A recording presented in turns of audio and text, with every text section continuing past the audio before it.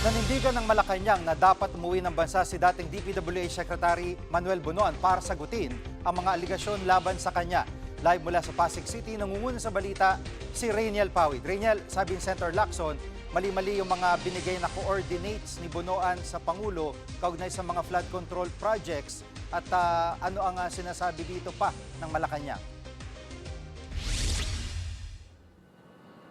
Jiggy, naging matipid nga yung komento ng palasyo dito sa inihayag ni Senator Ping Lacson ukol nga sa umano'y false info na inilatag naman nitong si dating Secretary Manny Bonoan sa palasyo. Libo-libong maling grid coordinates yung isinumite umano nitong si Bonoan nga kay Pangulong Bongbong Marcos. Dahilan naman para magkaroon din ng 400 na palyadong ang mga datos doon naman sa pagbisita o mga ininspeksyon na flood control projects ng Pangulo. Sabi naman ni Lacson, posibleng cover-up yung ginawa na ito o inisyatiba na ito ni Bonoan dahil nga kung meron daw 4 o 5 mga proyekto nga na maling mapuntahan itong Pangulo ay mawawala naman ng tiwala yung publiko dito nga sa katatagan naman nitong isumbong sa Pangulo website. Sa huli naman, ang sabi lamang ng palasyo ay kailangan umuwi na nga ni Bonoan dito sa Pilipinas. Pakinggan natin yung pahayag ni Palace Press Officer Claire Castro.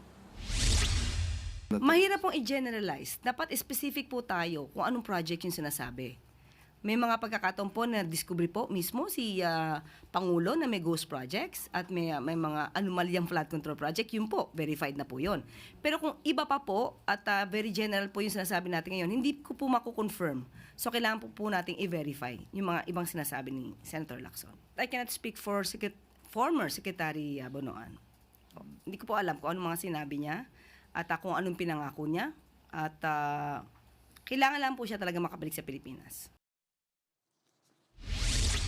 At kung tutuusin, parang ang nalalaman ni Bonoan parang alakabral na napakarami dahil sila mismo yung nasa sentro ng DPWH.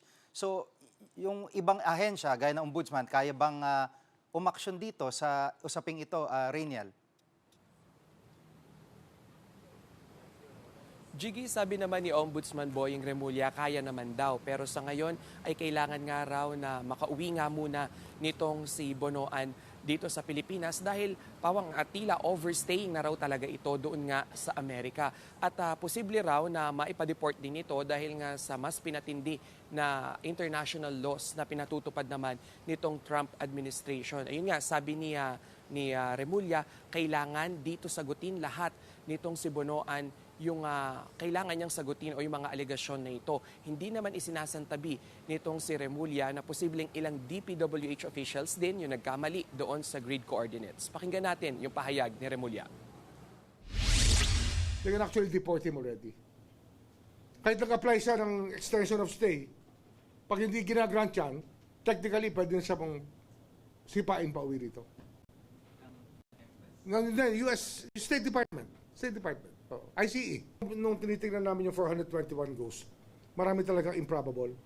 Kaya alam namin, nanggaling din sa sa 1st District Bulacan yung coordinates na binago. Kaugnay naman, Rainiel, sa pagpapauwi kay Zaldico, ano ang update dito ng Malacanang? Jiggy, porsigido rin yung Malacanang na mapauwi nga itong si Ko at harapin yung mga aligasyon din laban sa kanya na may kinalaman din dito nga sa mga flood control project. Sa ngayon ay napag-alaman o may mga impormasyon na nasa Portugal itong si Ko at gumagamit nga ng Portuguese visa.